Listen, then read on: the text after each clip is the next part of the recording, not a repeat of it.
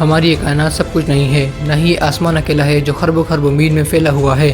ایسے 7 آسمان موجود ہیں اور آج ہم انہی آسمانوں کے بارے میں معلومات حاصل کریں گے قرآن پاک اور حدیثوں کے حوالے سے۔ تو بنے رہیے آج کی اس ویڈیو میں۔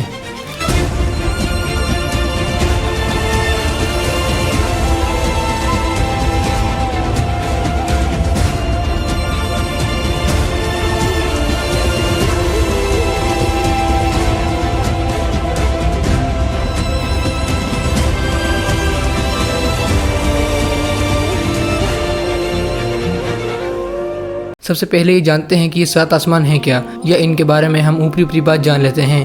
دوستوں، اصل میں اسلام کے مطابق ہم جس کائنات میں رہتے ہیں یا پھر کہہ لیجیے جس یونیورس میں رہتے ہیں یہ ایک نہیں ہے، ایسے اور 7 آسمان موجود ہیں۔ جی ہاں، جب اللہ نے اس آسمان کو بنایا تھا تو یہ اکیلا نہیں تھا جو وجود میں آیا تھا، بلکہ ایسے 6 اور آسمان بھی وجود میں آئے تھے۔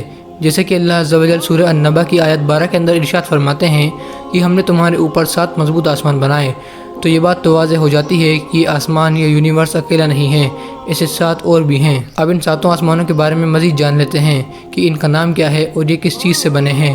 اور جو ہمیں ان آسمانوں کے بارے میں مزید معلومات دیتا ہے وہ ہے ایک سفر، ایک ایسا سفر جو اپنے آپ میں ہوش اڑا دینے والا تھا۔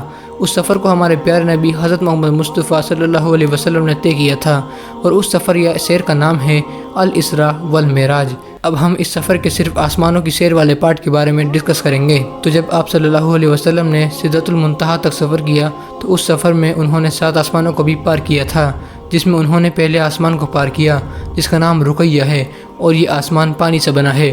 اور بہت سی روایتوں کی اسٹڈی کے بعد یہ معلوم پڑتا ہے کہ یہ پہلا آسمان جس پانی سے بنا ہے وہ زندہ ہے، اور یہ آسمان دودھ سے بھی زیادہ سفید ہے۔ اس آسمان پر آپ کی ملاقات حضرت آدم اور حوا علیہ السلام سے ہوئی۔ اس کے بعد وہ دوسرے آسمان پر پہنچتے ہیں جس کا نام اسفلون ہے، اور یہ آسمان سفید موتیوں سے بنا ہوا ہے۔ یہاں پر آپ نے حضرت عیسیٰ اور حضرت یحییٰ علیہ السلام سے ملاقات کی۔ پھر آپ تیسرے آسمان پر پہنچتے ہیں جس کا نام کدوم ہے، اور یہ لوہے کا بنا ہے۔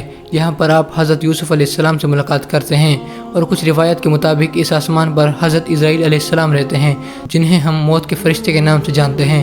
پھر آپ چوتھے آسمان پر پہنچتے ہیں جس کا نام معونہ ہے، اور یہ پیتل سے بنا ہے۔ یہاں پر آپ صلی اللہ علیہ وسلم نے حضرت ادریس علیہ السلام سے ملاقات کی۔ پھر آپ پہنچے 5ویں آسمان پر جس کا نام ریکا ہے، اور یہ چاندی سے بنا ہوا ہے۔ یہاں پر آپ کی ملاقات حضرت ہارون علیہ السلام سے، اور یہاں پر جہنم کا داروغہ مالک کے ہونے کا بھی ذکر ہے۔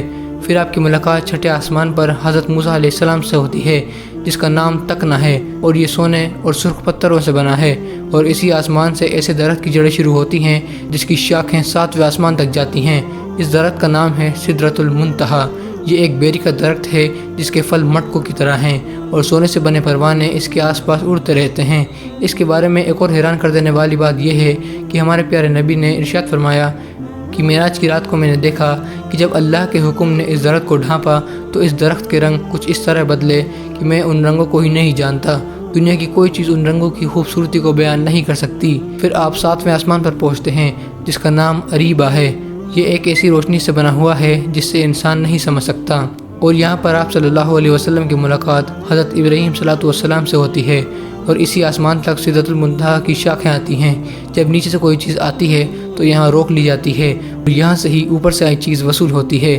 اور اس آسمان پر بیت المعمور بھی موجود ہے۔ یہ خانہ کعبہ کی طرح ہی ایک کعبہ ہے جو ٹھیک خانہ کعبہ کے سیدھ میں اوپر موجود ہے، اور ہر وقت 70,000 فرشتے اس کعبے کا طواف کرتے رہتے ہیں۔ اور جب ایک فرشتے کا طواف ہو جاتا ہے تو پھر اسے ساری زندگی دوبارہ طواف کرنے کا موقع نہیں ملتا۔ دوستوں، اس آسمان کے بارے میں ایک اور ایسی بات ہے جس سے آپ کے ہوش اڑ جائیں گے۔ وہ بات ہے ان کے بیچ سائز ڈیفرنس۔ رسول اللہ صلی اللہ علیہ وسلم نے ارشاد فرمایا کہ ایک آسمان اور دوسرے آسمان کے بیچ سائز کا ایسا ڈیفرنس ہے جیسے کسی ریگستان میں ایک انگوٹھی پھینک دی ہو۔ جی ہاں، سوچیے ذرا، ہمارا پہلے آسمان اتنا بڑا ہے جس میں بلینس آف گیلیکسیز موجود ہیں، اور ان بلینس آف گیلیکسیز میں بلینس آف سولر سسٹم موجود ہے، اور ان بلینس آف سولر سسٹم میں کتنی ارتھ آ سکتی ہیں، لیکن وہ بھی دوسرے آسمان کے سامنے بالکل ایسا ہے جیسے ریگستان میں گری ہوئی ایک انگوٹھی۔ حد سے زیادہ ایکسٹرا آرڈنری بات ہے یہ۔ اور پھر ہر 2 آسمانوں کے بیچ ایسا ہی سائز ڈیفرنس ہے۔ 7ویں آسمان کی طرف واپس آئیں تو اسی آسمان کے اوپر جنت اور جہنم موجود ہیں۔ کمال کی بات تو یہ ہے کہ جنت اور جہنم پلانٹس کی صورت میں ہیں، ہاں پلانٹس کی صورت میں، اور دونوں کے 7 درجے ہیں جو کہ سدرۃ المنتہا تک موجود ہیں۔ سدرۃ المنتہا مطلب سبھی مخلوقات کی انتہا یا لمٹ، جس کے آگے کوئی نہیں جا سکتا، کیونکہ اگر کوئی آگے گیا تو جل کے راکھ ہو جائے گا۔